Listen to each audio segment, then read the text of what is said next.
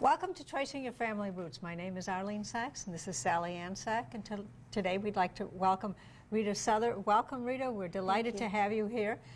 Rita's specialty is the Family History Library, and that's what we're going to be talking about today. And you're going to tell us a little bit about what the Family History Library is and so on. So when we start with that, what is the Family History Center? A Family History Center is a branch or an outlet of the Family History Library in Salt Lake City, which is one of the largest genealogical library collections in the world. And because it's large, it has collections from all over the world, not just the United States. And there are microfilmed records from just about any country that you can think of, and every state in the Union. Different time periods from the time that we start to have written records, basically, up through the present, as long as the laws of privacy are not being invaded. You said it's a branch of, and here locally in the Washington area there are a number of branches, yes? Yes, there are. There's several here in Fairfax County. I've worked in the Annandale Family History Center since 1981 as a volunteer, and so that's the one I'm most familiar with.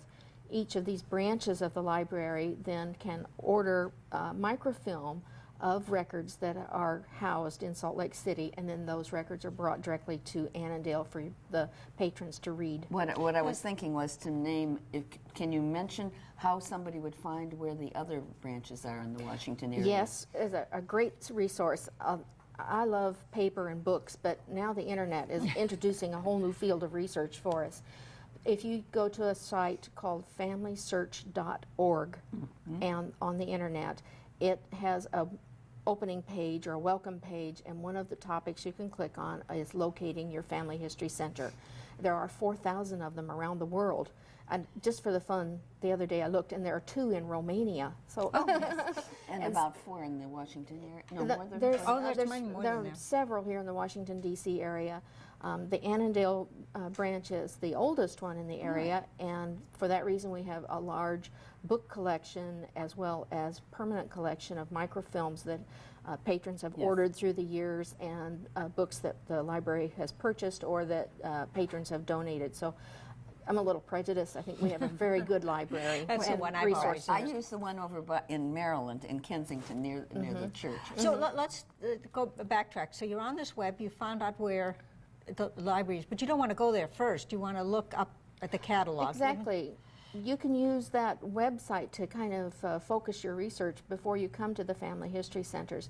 It may be that there aren't records available for the area that you're researching, but there are many good chances that they are.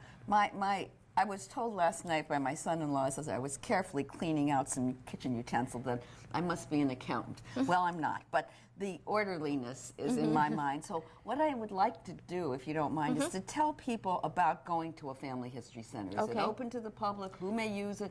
All those little things first. Okay. First, yes, it is open to the public.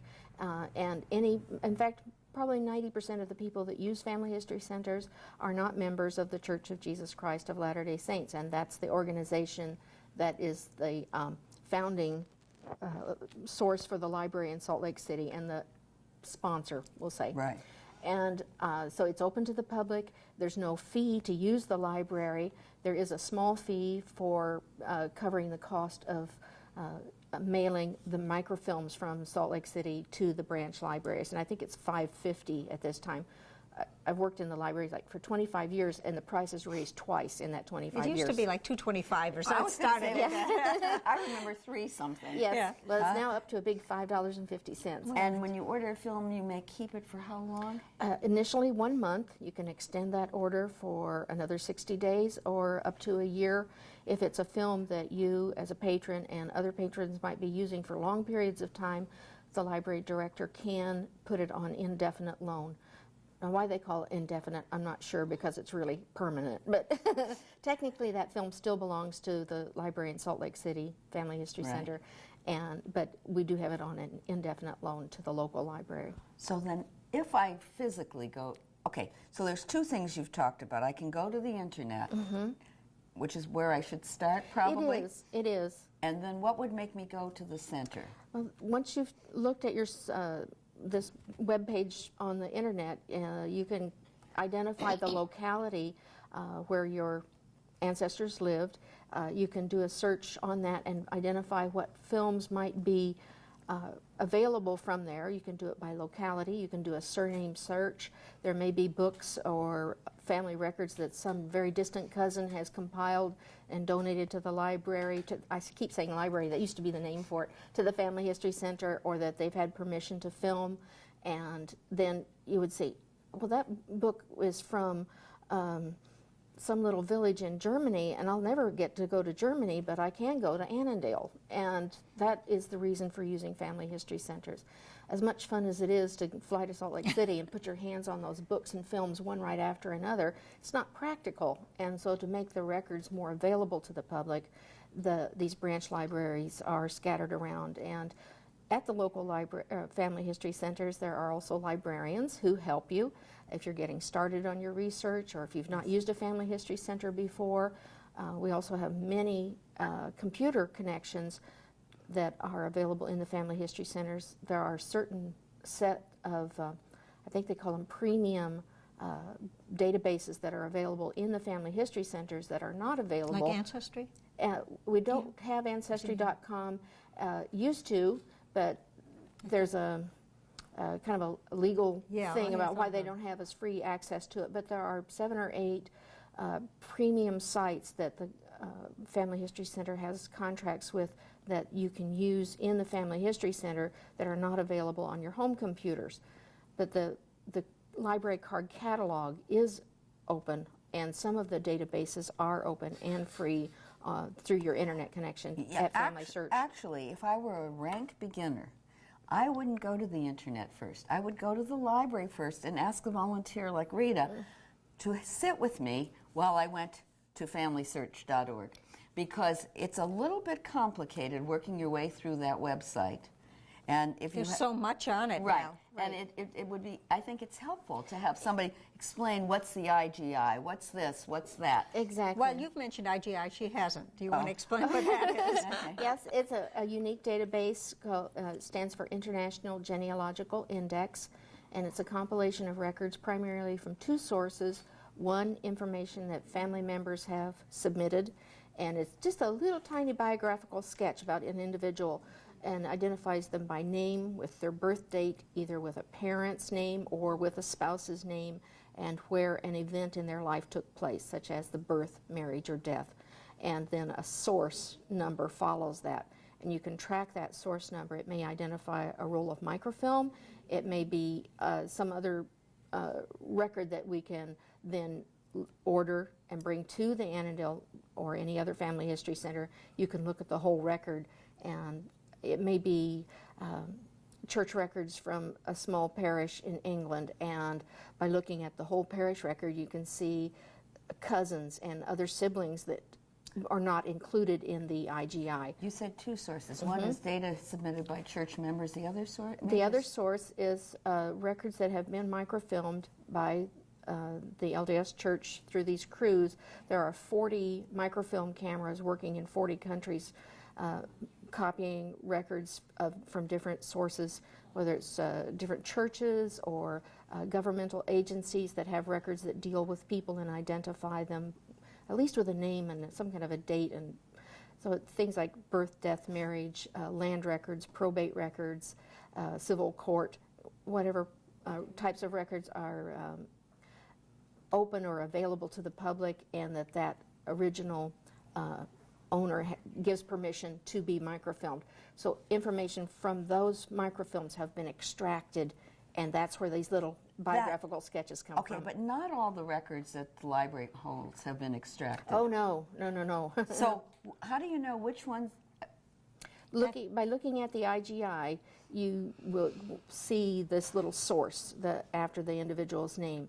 And there is a file called a Parish and Something Records group that's a pamphlet that's available in the Family History Center that describes most of the parishes in England or the British Isles that have been extracted. That's primarily where those extractions originated, but there are teams or crews volunteering who extract information from death records in Chicago, census records, New York marriage records, huge variety of sources that these volunteers are extracting information. So those things are being updated at all times. So. Yeah. Well, it says here, computers, online, microfilms. Okay, so if somebody does do this from home, they should first look through the IGI perhaps before they, and if they don't find what they want, then they want to go to the place search. So I think that's a good way, using the IGI, or there's several databases that are available through Family Search that will connect you with other people who are maybe researching the same family lines that you are. So you can get in contact with them and coordinate your research, save time and money and effort. And so that's one way of using FamilySearch.org to organize yourself and connect to others. Then you identify what films might be available for the location where your ancestors lived. And once you come up with that list of likely suspects and contacts, then go to the local Family History Center and see if there might be, some of those films might already be on loan in that Family History Center. And you can call the ones, perhaps the one in Kensington or some other in Fairfax County, because each Family History Center has its own collection and its own kind of focus. In Annandale, we have a lot of films from Ireland, Italy, England, Germany. I think those are about the 4 top foreign countries that we have consistent patrons and a lot of use. And then there are the basic states of Virginia, Maryland, Pennsylvania, Michigan, and then sometimes a really odd thing will show up that we have a lot of use for. But those permanent collections are different in each of the Family History Centers. So you may want to call Kensington and see what they would have, and then go to visit the one that's most suited for your needs. I can't remember how it was done, but there was a way that I was able to make certain records permanent in, well, it was in Silver Spring at that time. I don't know if it was some kind of donation. I think you can pay, couldn't you pay, some time ago you could pay for $15 or something, and then they would keep it. They kept it. So, for example, there are these Hungarian films that one of our early society members donated. Right. This is the part of the indefinite loan or permanent collection. If a film or records are being used by the patrons over and over again, they become part of the indefinite collection. And you initially paid your $3 or $5.50 now to order the film. This one, the extension's another $5.50, but after the 3rd extension, it can become part of the permanent collection. Again, that's up to the patrons and the library director. So there are permanent collections that just kind of suit the needs of the community nearest that Family History Center. One thing I want to say about the place search, because when I started, I was looking for a place called Alsace in France, and I finally found it under the German name Alsace, but then it still was listed under France, so it was a combination of the two. And just the other day, I looked under it, and it was listed both under the French name and under the German name, so the computer is so much better. You come up with that right away, and you just have to click on film information or something like that, and then it gives you that film number, and that's the important thing for the patron to copy down and take over to you. Now with the new way the information is on Family Search, when you get to the locality, you can focus in of topics from vital records, marriage records, the whole church alphabetical list of possible topics. You click on that one specific topic, let's say marriage records, and you're in the Alsace, and it will list the films that suit that. And there's little film notes about it that tells the time period that was covered, if it's in English, if it's been translated, is it in German, is it in French, and then it may direct you to other jurisdictions that would have similar records or other titles that would answer your questions. Another thing that I think is important is it's not just birth, death, marriage, naturalization, and immigration. For example, the Vienna records that are so fantastic are something called the Meldesamt, and they're books of residence. You know, like each, if you lived in an apartment building, and they have the most complete genealogical information I've ever seen. But you've got something, you have a cheat sheet here that I'm looking at called Family History Library Catalog homepage. And the third thing, place search, surname search, keyword search. What do you mean by keyword search? Sometimes you don't know a lot about your mystery ancestor, but you know that he was a doctor on the frontier. Okay. So you may want to look up frontier histories. You may want to look up physicians or military leaders. Just something that you do know, or like you know that Alsace was the only thing that has come down through the family tradition, and that they came from Alsace. So you could put in that as a key word, and it would help you identify sources that are on that topic. I'm trying to think some of the keywords like Native American or American Indian or Métis. Or what was the last one? Métis. It's from a French word that means half, and in Canada and in the northern tier of the United States, they are the descendants of the trapper traders and Indian lines. That's right. I've heard that word in Canada. Yeah. Only, yes. And how does it spell? It's M-E-T-I-S, and there's a little accent over the E, I think. Yes, the A. Yeah. Oh, So- it's a French word. And there are fabulous records, primarily Catholic Church records. Oh, I was just going to ask who kept these Yeah. records. You'd be surprised. There's, Well, and when you order a film, how long does it usually take for a film to come? it's surprising. Sometimes as little as 10 days. And then if it's a film that perhaps has been damaged or they need to make a new copy from the vault in Salt Lake City, then it may take longer. Sometimes if it could take 3 months, but most if it's a film Never that's had it take that long. it's rare, but there are some films that are on back order for perhaps that long, and but usually 10 days, 2 weeks, and you can call the Family History Center and ask if your film is in yet. Once it arrives, you've got 30 days for that initial look, see, and determination if it's really the one that you wanted and has the information that you want.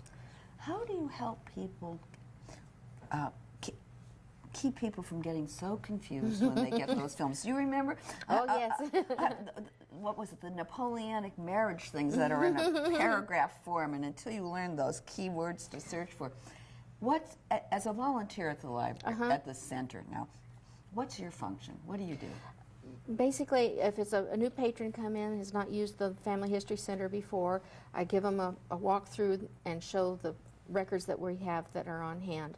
We have a nice collection of finding aids, one for every state in the Union and many, many countries. And in that finding aid binder, we have the little booklets that may be the keyword language flyer, and a research outline that describes the types of records that are available, a little brief history of the state or country, and the civil or church events that would direct your focus on if there was no civil government in before, in the United States, you're just not going to find civil government records for Kentucky before 1794. I mean, it wasn't a state, so it's not logical to be looking for those kinds of records before that time period. But there were other records that you might be able to find that would be journals of the early settlers, reminiscences of their children and grandchildren, and some Would there be court church records? There are some for Kentucky at that time period. They're few and far between, but it's that's on the frontier and the settlement times. You're probably aware that the Library of Congress and the National Endowment for the Humanities are doing this filming project to film old newspapers in the United States. Yes. And those are phenomenal sources. They're great. And a small local newspaper, births and marriages and somebody running off. Oh, those that's are big marvelous. news. Or somebody's sister is visiting from such and such, and suddenly you learn a married name or something like that. Exactly. And the obituaries just give all kinds of family connections and who has come from out of state to attend the funeral, and they're wonderful. So I'm a big fan of local newspapers. Before we run out of time, you did say that there are many advantages to using the local library. I do want to put a plug in for the Salt Lake City. What would be the advantage of going to Salt Lake City and using the big library there? Access to a lot of records within a very short length of time. It's open stacks, and if you are researching a lot of family lines in a lot of different states or countries, then you don't have to wait the 10 days or 2 weeks for your microfilm to come back in. And so often when you get a microfilm, you see, it ended a year before. I guess I need to look at the next year. You don't know exactly or it which leads year. you to it's also, I have... So then it's not like it's so marvelous. You just go and pull The out other the thing dictionary. is, the only library I know where you can go, I found it! And the librarian isn't saying, shh, shh, shh. They rush over and they hug you. And the other thing, I don't know if your local library has that, but one of the things that I got in Salt Lake City was just a simple piece of paper like this with all of the German letters on it and the American, the English equivalent, and I guess they exist in all the languages. That is so important. I mean, because even the old American language was handwriting. We have quite a large collection of books and resources that help identify old handwriting in different countries, let alone English. Yeah. Handwriting through the years has changed, and these research guides that are for every state in the United States. We have a large collection of books from various countries, primarily the British Isles. We have a big collection from Ireland on how to do research.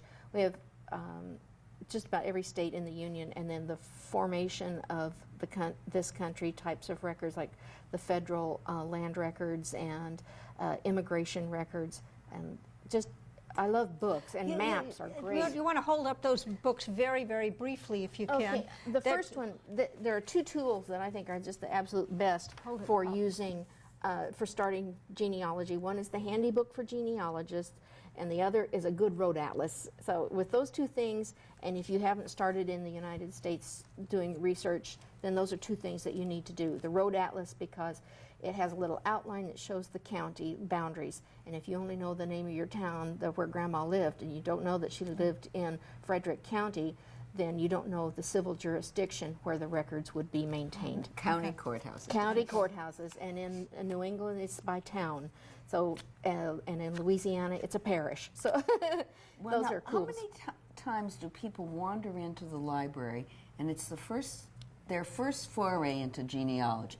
They just think maybe they'd like to do it, and they've heard that this is a place to go, and they don't know what to do. What do you do with somebody like that? We have quite a few first-time patrons, and we give them a I don't mean I mean people who haven't done genealogy at all. That's right. We have a lot of people who have not done any genealogy. Okay, so do you also direct them to like a genealogy society? Or? Sometimes it depends on their needs, and we ask them questions like, well, what is it you're looking for? Where are you stumped? What time period? What country or locality? If they haven't gotten them across the water and they only know that Grandma we've always lived in Maryland, then we know what kinds of things we need to start them with. And like with any genealogy, you start with the most recent generation and work back through time. And then identify the kinds of records that were available in the 1900s. And in more recent time periods, have you checked for Social Security death register? Do you have your grandmother's death certificate or an obituary or whatever the mystery is? Try to get from them as much information as we can about what they do know, have them write that down, and then say, okay, this leads you to this kind of a record. And these films are available from Salt Lake City, or you could go down to the National Archives and look at these records, or these types of census records are available online. And I try to teach the patron how to do basic research. Just giving them a whole beginner class. What you touched on when you said it's counties, but in New England it's cities or state or municipalities. The thing that I think is so important is you also need to know the context. You need to know the history of that particular locality. And in the case of Jewish genealogy, which Arlene and I do, you need to know things about the religion and about the culture. Exactly. And the history of the group and the history of the larger community, because that affects what records exist and how to make sense of the records you find. Exactly right. And so I guess what I was doing was a plug that says, if any of the patrons who walk in say they are doing Jewish ancestry, you really need to direct them to a Jewish genealogy group, because there's a lot of things specialized. It's very specialized. And we're lucky in a lot of the family history centers, and in Annandale we have a lot of volunteers who work there who are familiar with Italian research or with Jewish research or with Irish or what other things, so we can say, well, now if you want to come on Wednesday afternoon, so-and-so is really good with German research, and then they can get some firsthand, face-to-face advice and direct them to the other sources. To everyone eventually, because eventually you're going to get outside the United States. It might be a couple of hundred years if you've been here long enough to belong to the DAR, but eventually you're going to get overseas unless you're American Indian. Right. Well, or lots of people I've noticed whose families came early to the United States can't get overseas because our early records didn't ask a whole lot. And it's really hard to know sometimes where they came from. And this is where you need to know the history of the settlement of the area where your ancestors lived. Because everybody from a particular area settled in. Exactly. There's a wonderful book called Albion's Seed. I don't know if you had a topic on that. It is, the subtitle for it is 4 English Folkways in America. And it studies 4 different areas in England and the people who were there and how they migrated from those 4 separate regions of the British Isles to 4 separate regions in the United States. So that's why people in New England have a different style of government and education and cooking potatoes than people in Virginia do, because they came from separate backgrounds in England. Sure. And you think, okay, my ancestor came from England. Well, what part of England? It makes a big difference. And the cooking clues. Yeah, cooking clues, amazing, and how they build houses. It's exactly the same regions in England help them identify where they came from. For us, it's sugar in the cooking, because in Russia there was something called the sugar beet line. Ah. And if your family lived north of the sugar beet, where they grew sugar beets, they likely didn't put sugar in their food. It was too expensive. Oh, wow. I didn't know that. You didn't, because your family wasn't from there. No, but I can tell you that. But you had drank your tea out of glasses. And Oh, other yeah, people my drank- grandmother put her tea in a glass and on her. But things like how the language was pronounced. Yes. And all that kind of... It looks like we're just about out of time, so I want to thank you very, very much you're for welcome. coming. This has been very interesting, and Thank you. hope our viewers learned something about... I would go on the day that Rita... Yes, I would too. Well, you're welcome to come, and we'll speak on behalf of all the Family History Center librarians. They're very knowledgeable, and we love having people come and learn more because it's such a rewarding experience. Okay, thank you. Very much.